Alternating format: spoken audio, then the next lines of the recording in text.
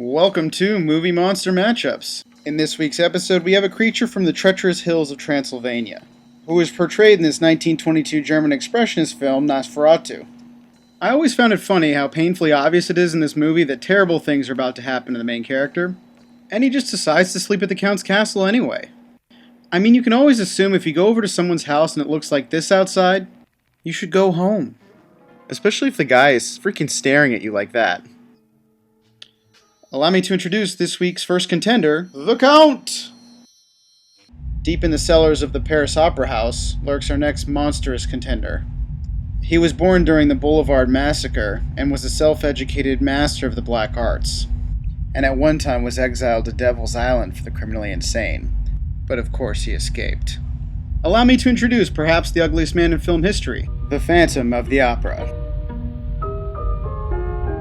Monsters, take your sides, and fight!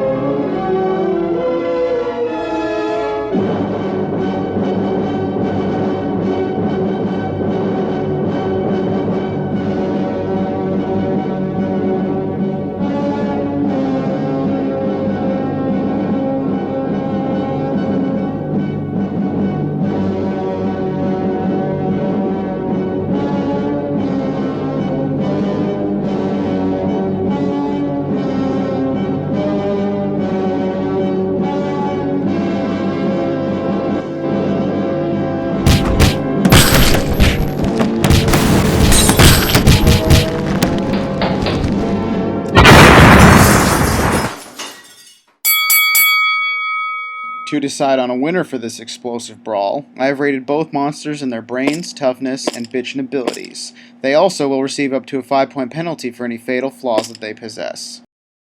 Intelligence doesn't really even seem to be a factor when it comes to Nosferatu. He has very simple needs. Blood, that's it. That's all he thinks about. And he doesn't use his brains to get that. He just uses his magic. Or his incredible amount of money that he somehow has. Which makes me wonder, how the hell is Count Dracula always so rich? Like, is he making investments or something? Or does he own some kind of big-ass blood bank? Because he definitely doesn't seem very good with people. The Phantom of the Opera, on the other hand, doesn't seem to have anything but brains. He's always watching, always calculating his next move. Ready to engulf his enemies in flames or hang him from a noose whenever the time is right. And the really cool thing is he's got all of his traps wired in through his piano. Yeah, I mean, that's fucking badass. For brains, Nosferatu scores 6 out of 10. And the Phantom scores 9 out of 10. Although Nosferatu appears sickly, as you can see from these shots, he's got some strength to him. This is just dumb. Who stands on a canoe, especially holding a coffin? I should have talked about this in the brains section. So the Phantom's not really a tough guy. He doesn't hit anyone except women. Them and this one really annoying jester guy that just pissed him off for some reason. I guess what I'm saying is he's basically a regular guy.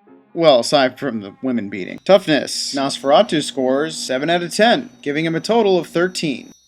The Phantom scores 5 out of 10, giving him a total of 14. Nosferatu's got some abilities that'll make your head spin. Literally. He can move stuff with his mind, grab people with his shadow, and even go invisible, even though he never uses that for anything.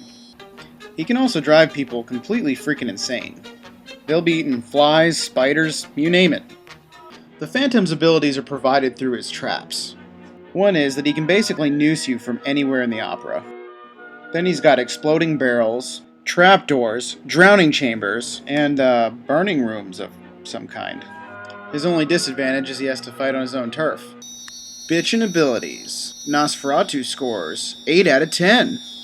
And the Phantom scores 7 out of 10. So thus far, it seems that both monsters have 21, giving us a tie. But wait!